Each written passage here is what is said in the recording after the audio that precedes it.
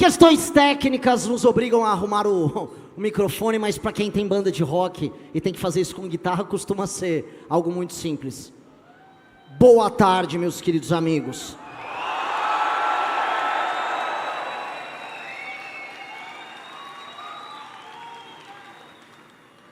Quem diria que nós chegamos até aqui, hein?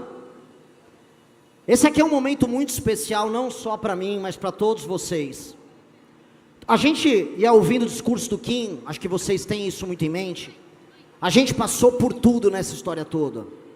Eu sou hoje candidato à presidência da República, após 12 anos de movimento político, fazendo absolutamente tudo o que eu e os meus amigos acreditamos, comendo pão que o diabo amassou, defendendo o que acreditamos, vendo nós afundar diante de todos os cancelamentos possíveis, diante de todas as destruições de reputações, de todos os nossos amigos, incluindo a minha, diante do fim anunciado de todos nós, diante da derrota cantada por todos os adversários da esquerda e da direita, diante do ódio deles, diante da inveja deles, diante do sonho deles em nos substituir. Não era tudo isso que eles queriam?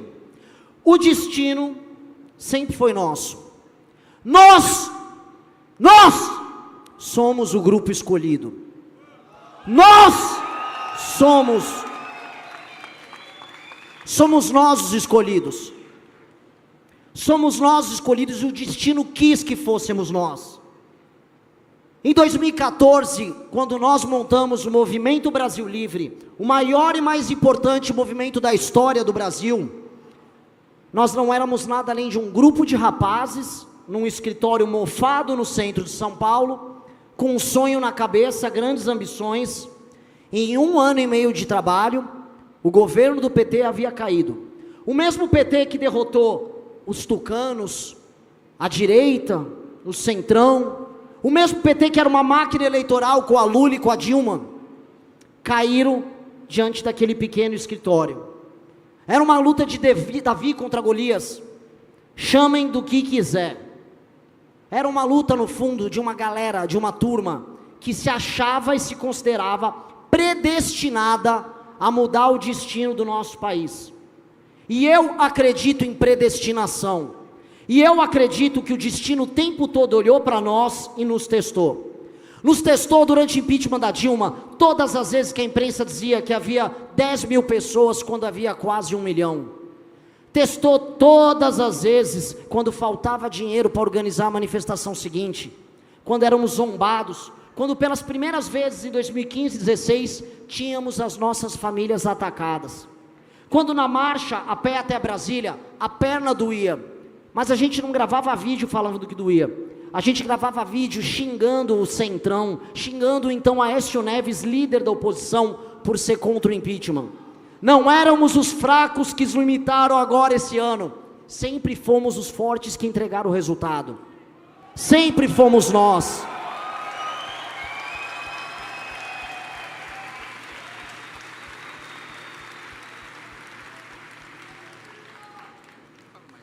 Sempre fomos nós. A história do Brasil, dos anos 80 até 2014, foi uma história do PT. Eles determinaram, através do projeto político deles, e do sonho da geração deles, o destino de muitas gerações. Eu, quando completei 18 anos, em 2002, vi o Lula vencer a presidência da República. Entrei na faculdade em 2003, ano ele que tomou posse. Ou seja, desde que eu me tornei adulto, eu sou governado por PT, ou por um hiato com o Temer, ou por aquela governança patética do senhor Jair Bolsonaro. O destino de todos vocês nos últimos anos foi determinado pelo petismo. E onde erramos? O PT foi uma força tão poderosa, e o sonho da geração deles foi tão poderoso, que o que restou a todos os outros foi se determinar antipetista.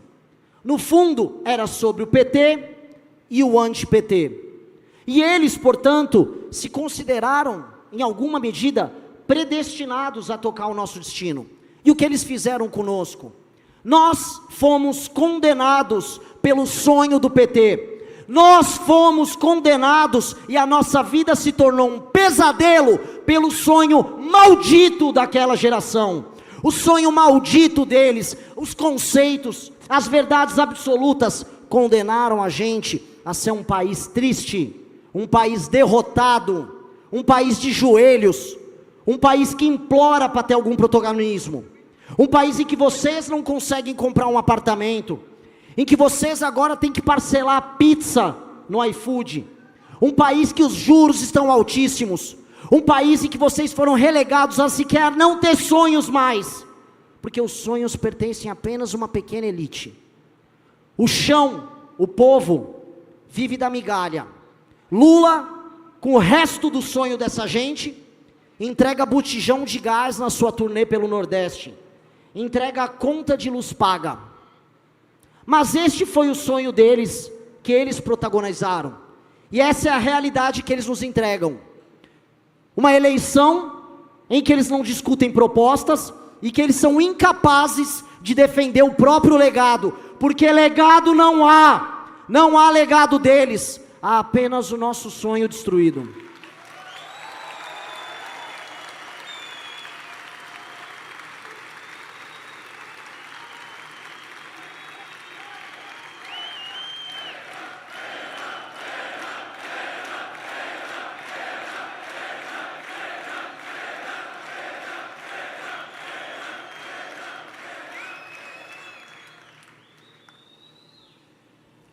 Mas nós, naquele pequeno escritório, achando que éramos predestinados, e acreditando que dali em diante, desde 14, sempre 14, nós começamos a construir a nossa história, não como antipetistas, mas como algo que tem qualidades intrínsecas, valores intrínsecos, algo que é pela afirmação, não pela negação do outro.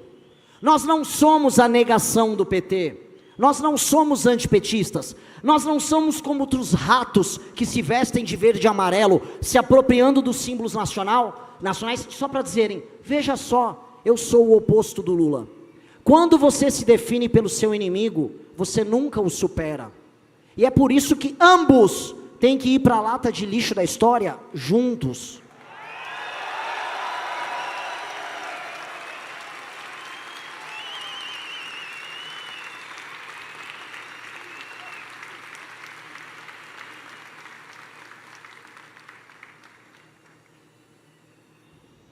Eu ouso dizer mais, o nosso papel sequer será nós jogarmos eles na lata de lixo da história, porque eu volto a falar, de 14 em diante, a história é sobre nós, a história é sobre vocês, a história é sobre aquele grupo que derrubou a Dilma Rousseff e levou milhões, que se tornou o organizador das maiores manifestações do mundo neste século.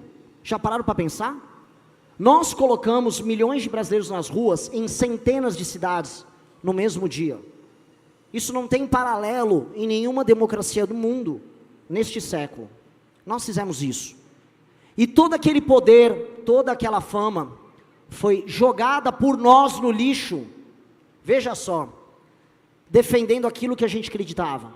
Vimos um governo chegar ao poder, se apropriando das nossas causas, tornando tudo aquilo que a gente defendia em erro, em mentira, em simulação, em show barato, em vagabundagem, em rachadinha, em piada com pessoas que morriam doentes durante uma pandemia, em comemorações e participações de escândalo de corrupção, em festa com banqueiro.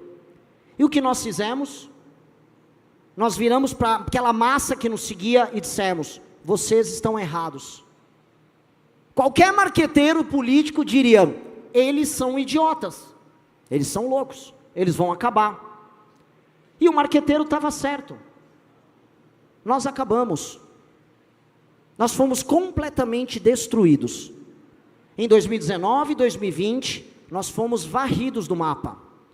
Restou apenas o mesmo pequeno grupo de pessoas que se encontrou num escritório mofado no centro de São Paulo. E que não desistiu, e que começou a construir um caminho próprio, não como a tal da terceira via. Porque se o antipetismo é a negação do petismo, se definindo como oposição, a terceira via é a oposição da oposição. Nós não somos nada de terceira via. Nós construímos o próprio caminho, com as próprias ideias, com as próprias cores, com o próprio sonho, com a própria imaginação. E nós construímos de amarelo e preto, do nosso livro, da nossa doutrina, ao nosso partido, a nossa casa.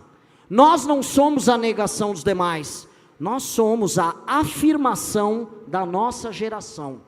Nós somos